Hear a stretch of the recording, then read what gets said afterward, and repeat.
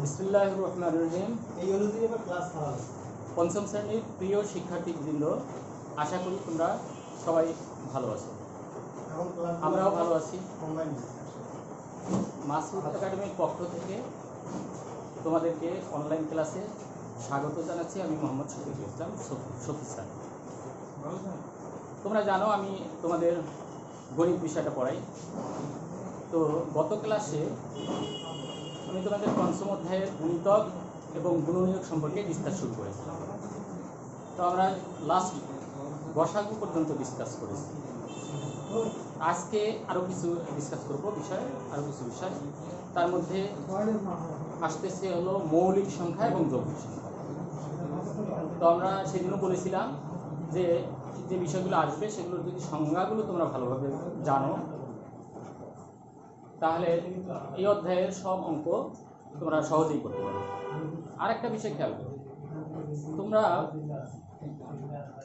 এই ক্লাসে যা শিখবা এটাই কিন্তু পরবর্তী ক্লাসে আবার অ্যাপ্লাই করবে। অর্থাৎ 5-এ যা শিখবা সেটা 6-এ গিয়ে অ্যাপ্লাই করবা, 6-এ যা পড়বা 7-এ গিয়ে অ্যাপ্লাই করবা, এভাবে চলতেই থাকবে। তোমরা যদি মনে করো যে আমরা 5-এ পড়লাম শেষ আর লাগবে না, এটা ভুল ধারণা। এগুলোই আবার পরবর্তী ক্লাসে লাগবে। তো আসি আমি মৌলিক সংখ্যার সংজ্ঞায়।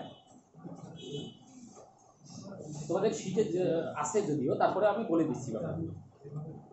তো সংজ্ঞাটা বলি, একের চেয়ে বড় যে সকল সংখ্যার এক এবং ওই সংখ্যা ছাড়া আর কোনো গুণনীয়ক নাই, অথবা একের চেয়ে বড় যে সকল সংখ্যা এক এবং ওই সংখ্যা ছাড়া আর কোনো সংখ্যা দ্বারা নিঃশেষে বিভাজ্য নয়, সেই সংখ্যাগুলোকে আমরা বলবো মৌলিক সংখ্যা। আশা করি তোমরা বুঝছো ব্যাপারটা। আমি একটা এক্সাম্পল দিলে তোমরা বুঝে যাবা যে মৌলিক সংখ্যাটা কীভাবে বলবো। যেমন ধরো একের চেয়ে বড় বলছি, তাহলে একের চেয়ে বড় প্রথমে আছে 2, তাহলে 2টা খেয়াল করি। আমরা সংজ্ঞায় যেটা বলছি সেটা প্রমাণ করে দিই। ধরো 2 এর খেয়াল করো, 2 এর গুণনীয়ক কয়টা? 1 এবং 2 নিজেই। 2 এর গুণনীয়ক হলো 1 আর 2। দেখো খেয়াল করো, আমি বলছিলাম সংজ্ঞায় যে সকল সংখ্যা 1 এবং 2 সংখ্যা ছাড়া আর কোনো সংখ্যা দ্বারা বিভাজ্য নয়, নিঃশেষে বিভাজ্য নয়, সেই সংখ্যাগুলোই হলো মৌলিক সংখ্যা। দেখো 2কে কিন্তু 1 এবং 2 ছাড়া আর কোনো সংখ্যা দিয়ে ভাগ যায় না, অর্থাৎ বিভাজ্য নয়। সুতরাং 2 একটা মৌলিক সংখ্যা। এভাবে আমরা বলতে পারি 3 মৌলিক সংখ্যা, 3। তারপরে বলতে পারি 5, 4 নয় কিন্তু 4 এর কয়েকটা গুণনীয়ক আছে, মিনিমাম 3টা আছে। তো আমরা মৌলিক সংখ্যা বলবো 2, 3, 5, 7, 9 ইত্যাদি। এ পর্যন্ত আমরা এভাবে বলতে বলতে আমরা 100 পর্যন্ত শিখবো। 100 এর মধ্যে কয়টা মৌলিক সংখ্যা আছে সেটি শিখবো। 100 এর মধ্যে 1 থেকে 100 এর মধ্যে 25টা মৌলিক সংখ্যা আছে। তো এই গেল মৌলিক সংখ্যা। এখন আসি যৌগিক সংখ্যায়। তো যৌগিক সংখ্যার আগে আরো একটু ডিসকাস করে নেই। তোমাদেরকে এখানে প্রশ্ন করা হবে যে 1 কেন মৌলিক সংখ্যা নয়, তারপর বলবে যে 4 কেন মৌলিক সংখ্যা নয়, 6 কেন মৌলিক সংখ্যা নয়, এইভাবে বলবে। তো 1 কেন নয় সেটা দেখি। আমরা মৌলিক সংখ্যার সংজ্ঞায় বলেছি যে মৌলিক সংখ্যার নির্দিষ্ট পরিমাণে গুণনীয়ক থাকতে হবে এবং সেটা 2। মৌলিক সংখ্যার অবশ্যই 2টা গুণনীয়ক থাকতে হবে, 2 এর বেশিও থাকা যাবে না, কমও থাকা যাবে না। কিন্তু 1 এর মাত্র একটা গুণনীয়ক, সেটা হলো 1। 1 এর গুণনীয়ক হলো 1। সুতরাং এটা মৌলিক সংখ্যার সংজ্ঞাকে মিট করে না, সে কারণে এটা মৌলিক সংখ্যা নয়। এখন যদি বলি 4, 6, 8, 9, 10 এগুলো কেন মৌলিক সংখ্যা নয়? দেখো আমরা 4 দিয়ে एग्जांपलটা দেই। 4 এর গুণনীয়ক কি কি দেখি আগে। গুণনীয়ক কি কি এবং কয়টি সেটা দেখি। গুণনীয়ক হলো যে সংখ্যাগুলো দিয়ে 4 কে ভাগ যাবে, 4 নিঃশেষে বিভাজ্য হবে, সেগুলি হলো 4 এর গুণনীয়ক। তো দেখি 4 কে কি সংখ্যা দিয়ে ভাগ যায়, কোন কোন সংখ্যা দিয়ে ভাগ যায়। 1 দিয়ে ভাগ যায়, তারপর দেখো 2 দিয়ে ভাগ যায় এবং 4 দিয়ে 4 কে ভাগ যায়। তো মৌলিক সংখ্যার সংজ্ঞা এটা মিট করে না, কারণ মৌলিক সংখ্যার সংজ্ঞায় বলছে মৌলিক সংখ্যা হতে গেলে দুইটা গুণনীয়ক বা উৎপাদক থাকতে হবে, কিন্তু এখানে আমরা তিনটা গুণনীয়ক পাচ্ছি, সুতরাং এটা মৌলিক সংখ্যা নয়। আশা করি ব্যাপারগুলো তোমার কাছে ক্লিয়ার হয়ে গেছে তোমাদের কাছে। এখন আসি মিশাই দিচ্ছি।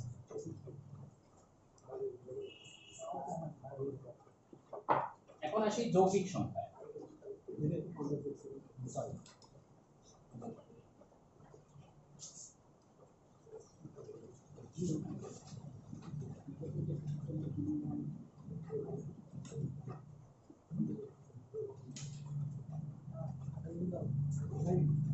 তাহলে যৌগিক সংখ্যার সংজ্ঞাটা কি দাঁড়ায়? যে সকল সংখ্যার দুইয়ের অধিক গুণনীয়ক বা উৎপাদক থাকে, অর্থাৎ যে সকল সংখ্যাকে ন্যূনতম তিনটা গুণনীয়কে বিশ্লেষণ করা যায় বা উৎপাদকে বিশ্লেষণ করা যায়, সেই সংখ্যাগুলি হলো যৌগিক সংখ্যা। এখানে প্রশ্ন থাকতে পারে যে যৌগিক সংখ্যার ন্যূনতম কয়টা উৎপাদক থাকতে হবে? যৌগিক সংখ্যার ন্যূনতম তিনটা উৎপাদক থাকতে হবে। যেমন আমরা 4-এর উদাহরণ দিলাম, ওখানে মৌলিক সংখ্যার সংজ্ঞার ওখানে যে 4 মৌলিক সংখ্যা, তাহলে 4 যৌগিক সংখ্যা, কারণ 4-এর তিনটা মৌলিক উৎপাদক বা গুণনীয়ক আছে, এই কারণে 4 যৌগিক সংখ্যা। আমি আর যৌগিক সংখ্যার উদাহরণ দিলাম না, মৌলিক সংখ্যার উদাহরণেই এখানে 4-এর উদাহরণ দিয়েছিলাম, ওটা মৌলিক সংখ্যা নয়, অর্থাৎ ওটা যৌগিক সংখ্যা, কারণ ওর ন্যূনতম তিনটা মৌলিক গুণনীয়ক বা উৎপাদক আছে। তো এই হলো আমাদের মৌলিক এবং যৌগিক সংখ্যার সংজ্ঞা এবং উদাহরণ। তো আমরা সংখ্যাগুলো মোটামুটি জেনে নিলাম। এখন আমরা বই থেকে কিছু অঙ্ক করব। আমরা লসাগু শিখছি, লসাগুর সংজ্ঞা জানি, গসাগুর সংজ্ঞা জানি। এখন আমাদের অঙ্ক করে দেখাবো কিভাবে লসাগু এবং গসাগু করতে হবে।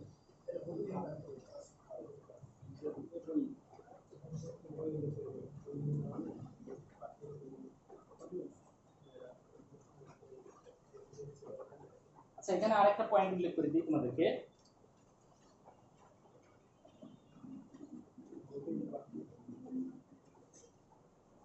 কতগুলো সংখ্যার লসাগু কিভাবে করবে সেটা শিখবো, কিন্তু যে সকল সংখ্যার ধরো 2-এর অধিক সংখ্যা, 2 বা ততোধিক সংখ্যার যদি সংখ্যাগুলোর কোনো সাধারণ গুণনীয়ক বা উৎপাদক না থাকে, সেগুলোর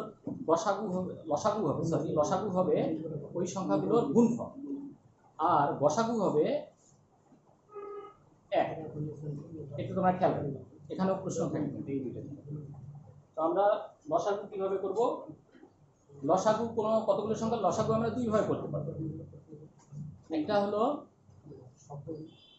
গুণিতক বের করে, গুণিতক থেকে সাধারণ গুণিতক বের করে লসাগু করতে পারবো। আর একটা পারবো ইউক্লিডীয় পদ্ধতি। তো গত ক্লাসে আমি কিন্তু কিভাবে গুণিতক, সাধারণ গুণিতক থেকে লসাগু বের করতে হয় কয়েকটা উদাহরণ দিয়ে দিচ্ছি, ওখান থেকে সংজ্ঞা বলার সময় বলে দিচ্ছি সেম ভাবে ওটা করতে হবে। তো এখন আমরা ইউক্লিডীয় পদ্ধতিতে কিভাবে লসাগু বের করব সেটা শিখব।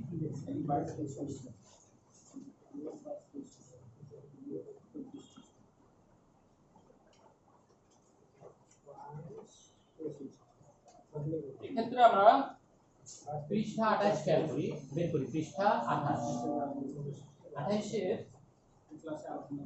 3 নং দেখো, লসাগু নির্ণয় করা আছে এখানে। 3-এর আমরা 3 নম্বরটা 2, 4 এবং 8-এর আমরা লসাগু বের করব ইউক্লিডীয় পদ্ধতি। ইউক্লিডীয় পদ্ধতিতে জানো তোমরা কিভাবে করতে হয়, অনেকেই শিখছো। এভাবে একটা লাইন টেনে দিতে হবে এল। এখন এখানে 3টা সংখ্যা আছে, তো আমাদেরকে এখানে মৌলিক সংখ্যা দিয়ে 3টা সংখ্যাকে ভাগ করতে হবে। তবে আর একটা খেয়াল করি, লসাগু 2 বা 3টা সংখ্যার লসাগু বের করতে গেলে মিনিমাম 2টাকে ভাগ দিতে হবে ওই মৌলিক সংখ্যাটা। তোমরা অবশ্যই মৌলিক সংখ্যা দিয়ে ভাগ করবা, যৌগিক সংখ্যা না। কিন্তু এই যে এখানে বামের যে সংখ্যাটা লিখবা, অর্থাৎ ভিতরের সংখ্যাগুলোকে ভাগ করবা, অবশ্যই মৌলিক সংখ্যা চুজ করতে হবে। তো আমরা মৌলিক সংখ্যা শিখলাম কি 2 3 ছোট থেকে শুরু করতে হবে। আগে প্রথমে দেখতে হবে 2 দিয়ে ভাগ যায় কিনা, মিনিমাম 2টা সংখ্যাকে ভিতরে। তারপর 2 দিয়ে না গেলে 3 এ চলে আসবে, 3 দিয়ে কয়টাকে ভাগ যায় সেটা দেখতে। 3 দিয়ে না গেলে তারপরে আসবো 5 দিয়ে ভাগ, 4 দিয়ে বা 6 দিয়ে ভাগ করতে পারবো না। জোড় সংখ্যা বা যৌগিক সংখ্যা, শুধু জোড় না যৌগিক সংখ্যা দ্বারা আমরা ভাগ করতে পারবো না, মৌলিক সংখ্যা চুজ করতে হবে। আর এভাবে কিন্তু মৌলিক উৎপাদকেও বিশ্লেষণ করা শিখতে হবে সেম ভাবে। যখন তোমাকে বলবে কয়েকটা সংখ্যাকে মৌলিক উৎপাদকে বিশ্লেষণ করো বা মৌলিক গুণফল রূপে প্রকাশ করো, তখন কিন্তু এভাবে করতে হবে ইউক্লিডীয় পদ্ধতি। এখন আমরা তাহলে সবচেয়ে ছোট মৌলিকটা দিয়ে দেখি ভাগ যায় কিনা, মিনিমাম 2টাকে। হ্যাঁ, 2 দিয়ে সবচেয়ে ছোট মৌলিক সংখ্যা 2, এটা দিয়ে কিন্তু ভিতরে 3টাকেই ভাগ দেয়। তাহলে আমরা প্রথমে 2 কে ভাগ করি, 2 কে ভাগ করলে এখানে হবে 1, 4 কে ভাগ করলে হবে 2 দিয়ে, আর 2 দিয়ে 8 কে ভাগ করলে হবে 4। এই পর্যন্ত হলো। এখন আবার দেখতে হবে যে 2 দিয়ে আবার ভাগ যাবে, যতক্ষণ 2 দিয়ে ভাগ শেষ হবে না ততক্ষণ 2 দিয়ে ভাগ করতে হবে। এখন দেখো আমি বলছিলাম যে লসাগু করার সময় মিনিমাম 2টাকে ভাগ দিতে হবে, এখনো কিন্তু 2টাকে ভাগ দেয়, 2 এবং 4কে 2 দিয়ে ভাগ দেয়। তাহলে আবার ভাগ করি, 1 কে ভাগ করবো না, 1 একই নামবে। আর 2 কে ভাগ করলে 2 দিয়ে 1 হবে, 4 কে 2 দিয়ে ভাগ করলে 2। দেখো আর কিন্তু 2টাকে ভাগ যায় না, একটাতে চলে আসছে 2 কে 2 দিয়ে ভাগ দেয়, কিন্তু সেটা আমাদের কন্ডিশন মিট করে না, মিনিমাম 2টাকে ভাগ করতে হবে। তাহলে শেষ। এখন এখন আমরা লিখতে পারি অতএব 2, 4 ও 8 এর লসাগু কি হবে, লসাগু সমান। এখন দেখো বাইরের এর বাইরে যে অঙ্কগুলো আছে সবগুলোকে গুণ করে গুণফলটাই হবে ওই সংখ্যাগুলো লসাগু। তাহলে গুণ করি সবগুলোকে, প্রথমে সিরিয়ালি গুণ করবো, মাঝখান থেকে না, সিরিয়ালি এক পাশ থেকে গুণ করবো। 2 2 1 1 2 সমান সমান 2 কে 2 2 কে 2 2 দুগুণে 4 4 দুগুণে 8। এই হলো 2 4 8 এর লসাগু। আমরা এইভাবে অঙ্ক থাকলে লসাগু বের করতে বললে উত্তরটা করতে বললে উত্তরটাও কিন্তু লিখবো, সব অঙ্কের উত্তর লিখবো আমরা। তাহলে উত্তরটা লিখবো, উত্তর 2 4 ও 8 এর লসাগু 8। আশা করি তোমরা বুঝতে পারছো কিভাবে লসাগুটা করবো ইউক্লিডীয় পদ্ধতিতে। এখন ওই অঙ্কটাই আসি আমরা গসাগু কিভাবে করবো ইউক্লিডীয় পদ্ধতিতে। আমরা একটা অঙ্ক দিয়ে দুটাই শিখি, লসাগু এবং গসাগু।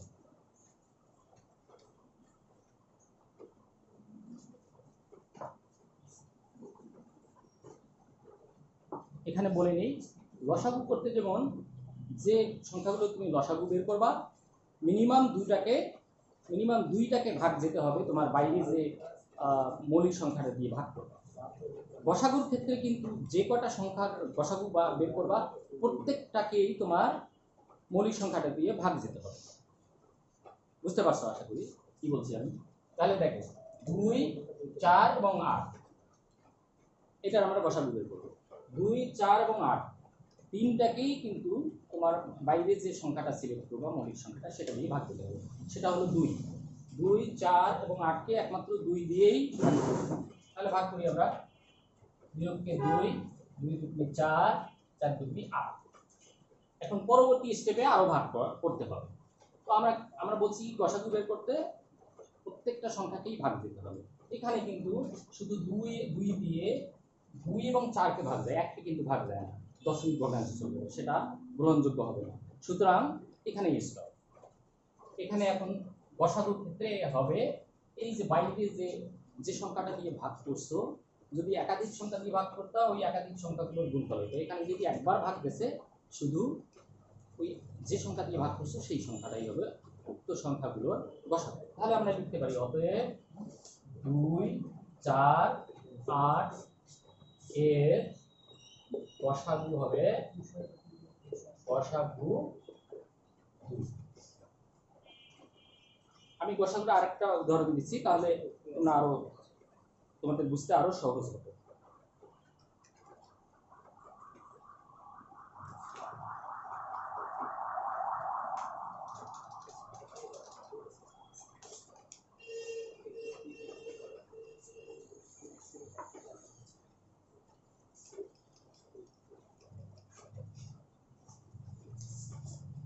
পৃষ্ঠা 32 বের করো তোমরা।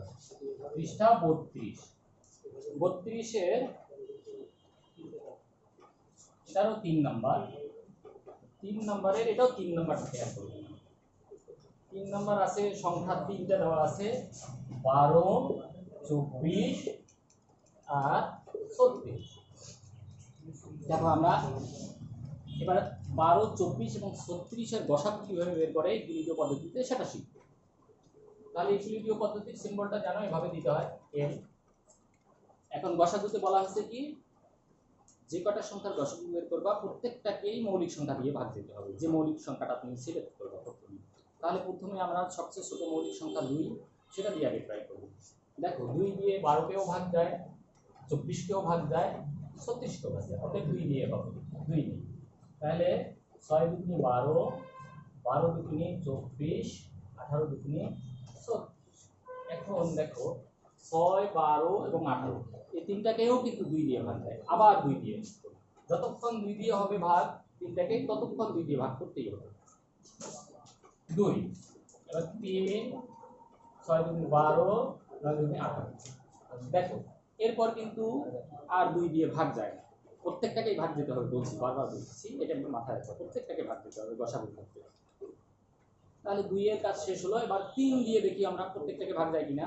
দেখো 3 দিয়ে 3কেও ভাগ যাবে, 3 কিন্তু পরবর্তী মৌলিক সংখ্যা। হ্যাঁ, এটা খেয়াল করবা, সিরিয়ালি হয়, ভাগ যাক আর না যাক তুমি ট্রাই করো।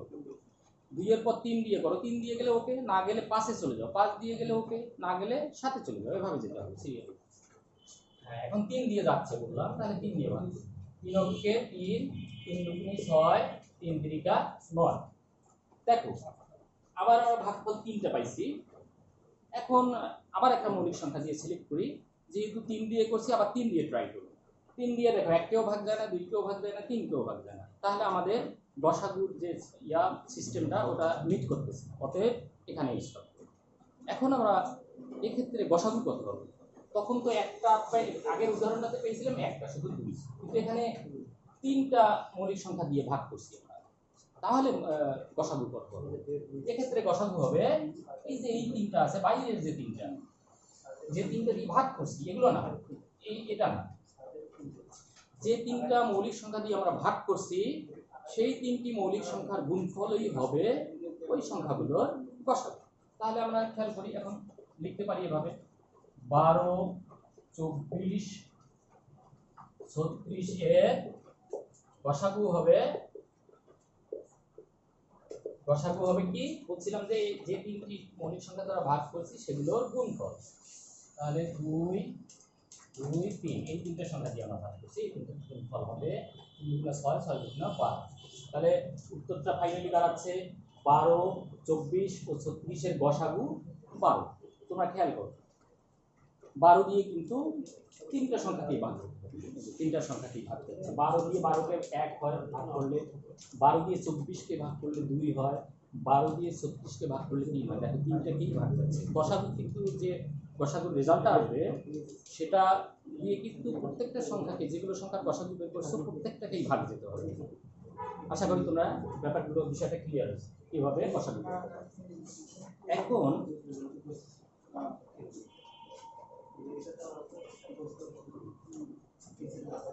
তাহলে আমরা সংজ্ঞাগুলো শিখলাম, ইউক্লিডীয় পদ্ধতিতে গসাগু লসাগু কিভাবে করে সেটাও শিখলাম, এবং গুণিতক ও গুণনীয়ক থেকে কিভাবে লসাগু গসাগু করে সেটা তো আগের দিনের সংজ্ঞার মধ্যে বলে দিচ্ছি, সেভাবেই করতে হবে। এখন আমরা আসি, তোমাদের যে টার্মগুলো থাকে দেখা গেল সংক্ষিপ্তর মধ্যেও দিয়ে দেয়, আবার সৃজনশীল অঙ্কের মধ্যেও এই অংশগুলো দিয়ে দেয়, সেই ধরনের কিছু। দেখো বলবে ধরো 45 একটা সংখ্যা, 45 একটা সংখ্যা দেওয়া আছে, তো এই 45কে মৌলিক উৎপাদক বা গুণনীয়কে বিশ্লেষণ করতে বলবে। সেটা কিভাবে করবো? কথাটা খেয়াল করো, কিন্তু মৌলিক কথাটা এখানে ইউজ হয়েছে, মৌলিক গুণনীয়ক বা উৎপাদকে বিশ্লেষণ করতে হবে। তো মৌলিক সংখ্যার গুণফল আকারে প্রকাশ করতে হবে, ওখানে কোনো যৌগিক সংখ্যাও থাকবে না, শুধু মৌলিক সংখ্যার গুণফল আকারে, তাকে বলি আমরা মৌলিক সংখ্যার গুণফল বা উৎপাদকে বিশ্লেষণ করি। সেক্ষেত্রে আমরা ইউক্লিডীয় পদ্ধতি অবলম্বন করব। এখন এইটাকে আমরা মৌলিক সংখ্যার আকারে বিশ্লেষণ করি, ভেঙে ভেঙে মৌলিক সংখ্যা পূরণ করা। তাহলে প্রথম মৌলিক সংখ্যা আমরা জানি 2, 2 দিয়ে এটাকে ভাগ যাবে যাবে না। তারপরেরটাতে আসি 3, দেখো 3 দিয়ে ভাগ দেয়, তাহলে 3 দিয়ে আমি ভাগ দিই, 3 15 45। আবার করি, যতক্ষণ মৌলিক সংখ্যার সবগুলো মৌলিক সংখ্যায় বিশ্লেষণ করা হবে না ততক্ষণ ভাগ করতেই হবে। এবার আবার দেখো 3 দিয়ে ভাগ দেয়, 3 5 15, এই যে আর ভাগ যায় না। 5 দিয়ে ভাগ যায়, কিন্তু 5 দিয়ে ভাগ দিলে 1 আসবে, 5 দিয়ে ভাগ দিলে 1 আসবে, কিন্তু আমরা আর করবো না, শুধু মৌলিক সংখ্যা দিয়ে ভাগ। তাহলে বলছে যে 45কে মৌলিক উৎপাদক বা বিশ্লেষণে মৌলিক উৎপাদক বা মৌলিক গুণনীয়ক বা উৎপাদকে বিশ্লেষণ সেটা হয়ে গেছে। অতএব 45কে আমরা লিখব যে এভাবে, আচ্ছা 45কে 45 এর মৌলিক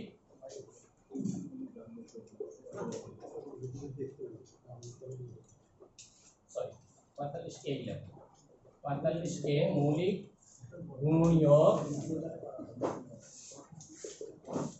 বা উৎপাদকে বিশ্লেষণ করে পাই,